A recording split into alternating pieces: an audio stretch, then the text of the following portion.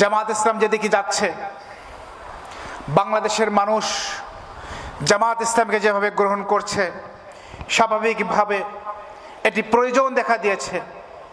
এই বাংলার মানুষ যদি আগামী দিনে জামাত ইসলামকে বাংলাদেশের পরিচালনার জন্য পরিপূর্ণভাবে দায়িত্ব দেয়, তাহলে আমাদের সর্বশ্রেণীর মানুষের পরামর্শ আমাদের অনেক বেশি জরুরি।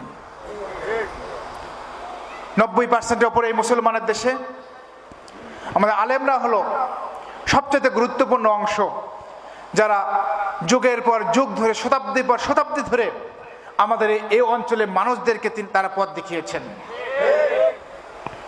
আপনারা জানেন,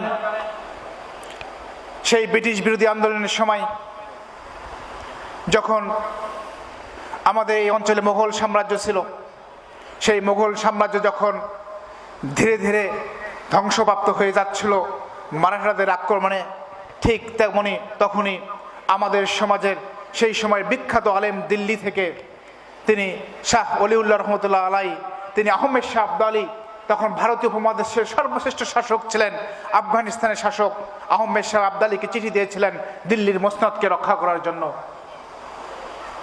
তখন আহমেদ শাহ আবদালি সেই কাবুল থেকে ছুটে এসে দিল্লিকে রক্ষা করেছিলেন। এরপরে 1757 সাল এবং 18 সালের ঘটনার পরিক্রমায় যখন আমাদের এই অঞ্চলের স্বাধীনতার সূর্য ধীরে ধীরে অস্তমিত হতে যায়, ঠিক তখন আমাদের এই অঞ্চলে হাজী শরীয়তুল্লাহ, তিতুমির, দুদু মিয়া, ফকির মজনু সাহেবের মতো মানুষগুলো শরিয়া আন্দোলন, ফরজি আন্দোলন শুরু করে তারা ঈমান ধরে রাখার জন্য, মুসলমানদের মৌলিকতা ধরে রাখার জন্য এই ভারতীয় উপমহাদেশে সর্বত্র তারা আন্দোলন করেছিলেন।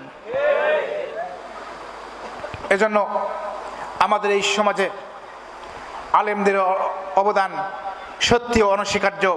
আমি দৃঢ়ভাবে বিশ্বাস করি, আগামী দিনে যদি আমরা একটি ইনক্লুসিভ বাংলাদেশ তৈরি করতে চাই, সেই বাংলাদেশে এই আলেমরা অনেক গুরুত্বপূর্ণ ভূমিকা রাখবে ইনশাআল্লাহ।